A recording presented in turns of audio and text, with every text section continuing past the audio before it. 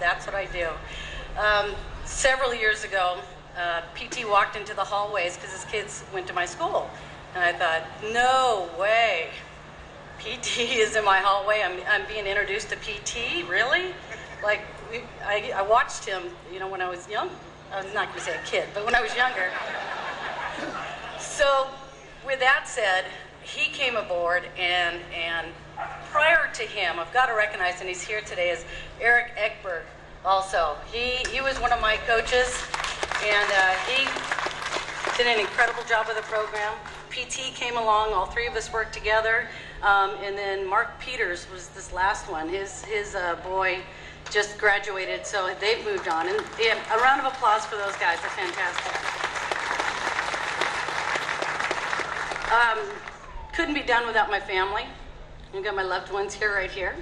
My coworkers.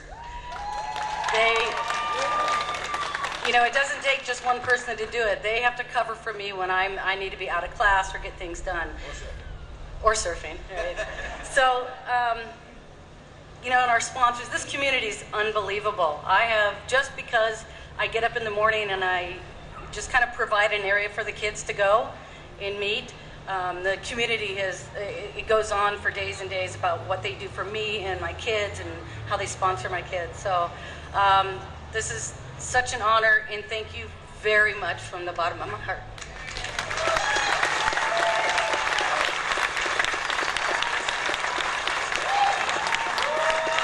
Thank you, Stacy. So that brings us to the 5 categories that the world votes on.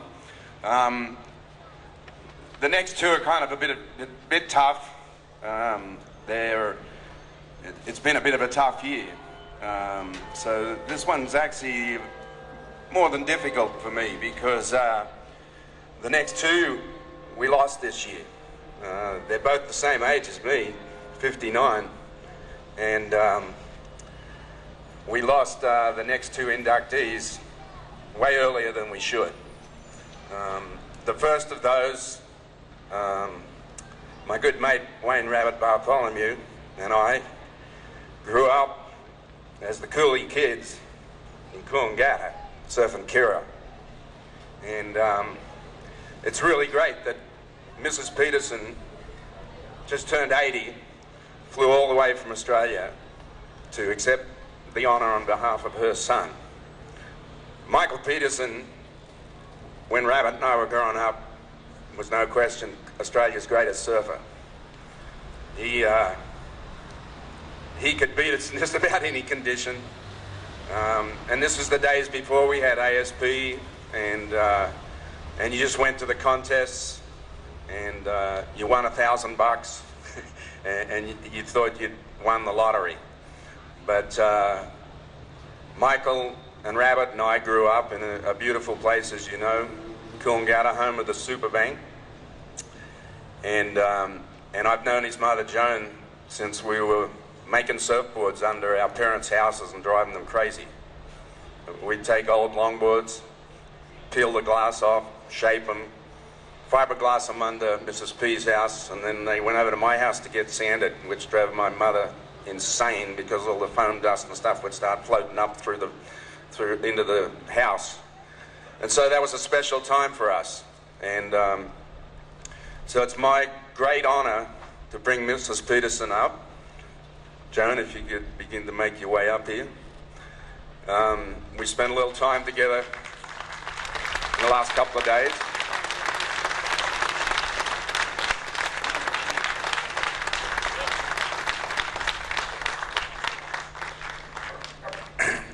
Just recently, before Michael left us, I was at home in Australia, and Rabbit and I took Larry Bertelman out to Michael's house, and it was the last time that Bugs and I had spent any time with MP. We had a beer or 2, and he was great, and had some good laughs. He didn't surf pretty much after he beat us in the legendary Stubbies, the first one in '77. Someone told him that there was a $5,000 check. There'd never been one. He says, I can win that. and he turned up, and he had legendary hits. The Cooley Kids, I faced Rabbit in the quarterfinals. He killed me. Bugs and MP had one of the most legendary semi-finals in the history of pro surfing. MP got him. And then a young Mark Richards made it to the other side of the draw, and MR was just a kid. And he had that deadly MP stare as he was going out at Burley. And if you ever talk to MR, he says, I felt like I was beat before I got to the water. Michael gave me that look, and I knew it was on. So it is my great honor to introduce you to Mrs. Joan Watt Peterson.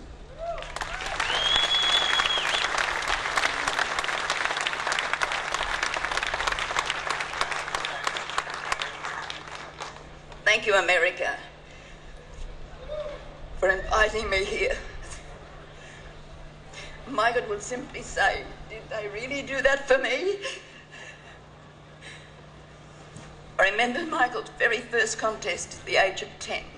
He came home and he said, Mummy, I'm going in a surfing contest. I said, you don't have a board. He said, Phyllis O'Donnell's going to lend me hers.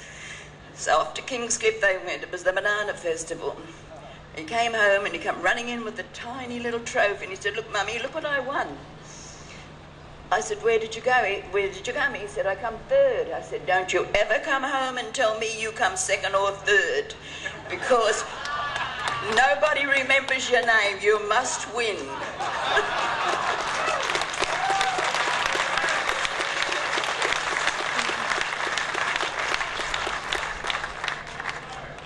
I first met Peter when he was a young lad. I knew his parents very well. They all grew up together, and Rabbit is a legend. I didn't think you'd get here today.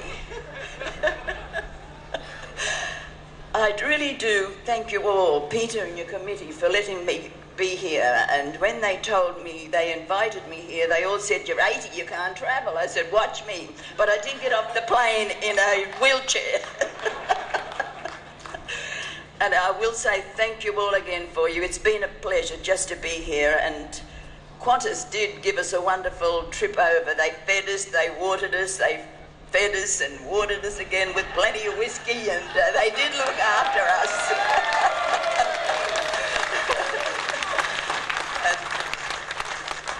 There are so many stories. I'm writing my walk and travel with Michael. So you'll have that coming in a year or two, I suppose. And I'm not supposed to say so, but I'll get into trouble, but there will be a movie.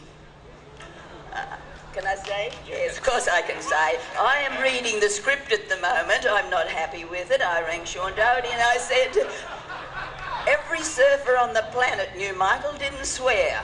And every second line you got him swearing. Oh, he said, we'll fix that. But Sam Worthington is playing Michael.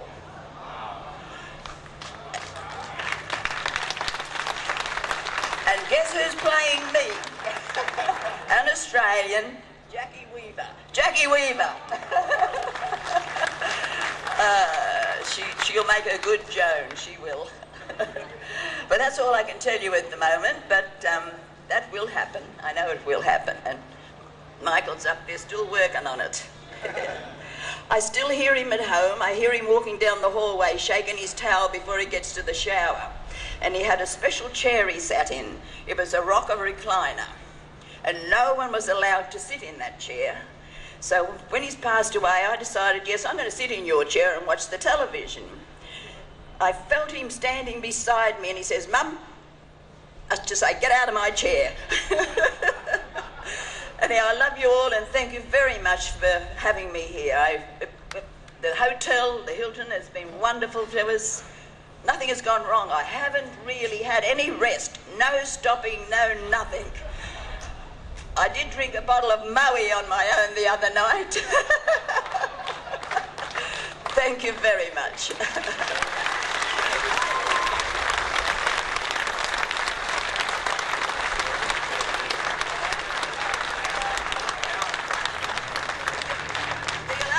Do you like my shirt?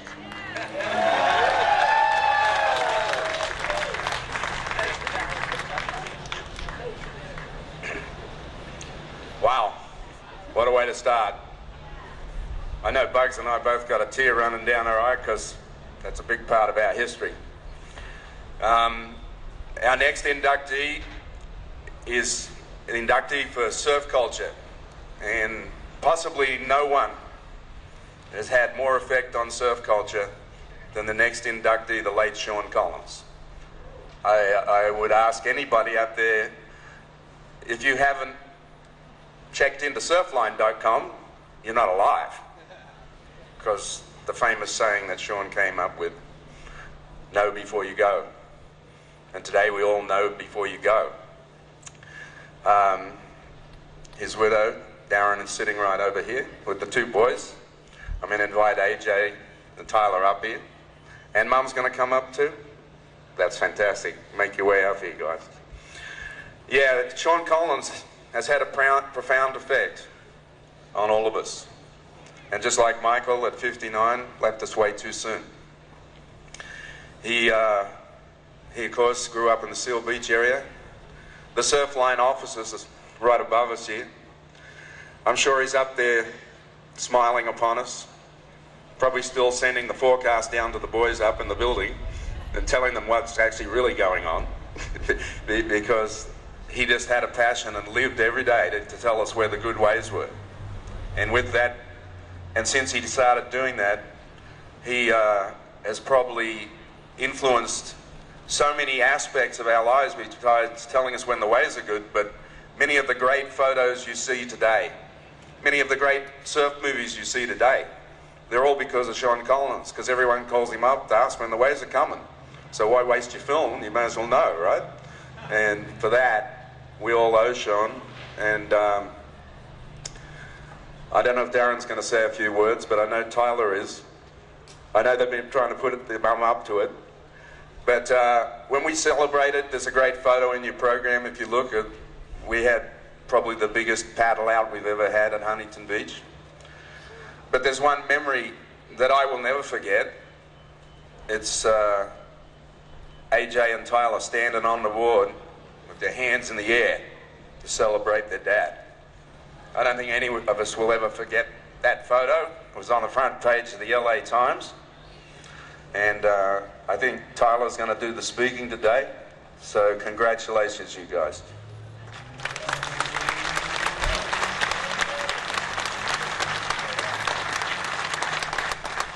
Hello, everyone. Sean Collins, his life spoke more powerfully than I ever could, or anybody could, on behalf of him. He was an incredible man in so many ways. Incredible surfer, father, businessman, and equally impressive, he was an incredible friend, not only to us, but to pretty much anyone who had the good fortune of having him around. All the feedback we've gotten since his passing has been something to the effect of, your dad made my life better. And that's just who he was. I know every area that I've ever invited him into, every area of my life has gotten better. And that's just who he was. You know, he had a powerful character, an amazing amount of humility, and he loved surfing. And he chased waves. You know, he chased waves his whole life. He chased what he loved. That was his passion. And I think all of us surfers, scoring good waves is a special thing. And we even get a little selfish about it sometimes. We find a good spot, or we want to be out there when nobody else is and kind of score by ourselves. And I know Sean got a lot of that in his younger years. And what's incredible is he dedicated his life to giving other people what he loved most. And to me, that's amazing. You know, I know he cherished surfing and getting good waves, and he followed his passion, and he dedicated his life to giving it to other people. And to me, that speaks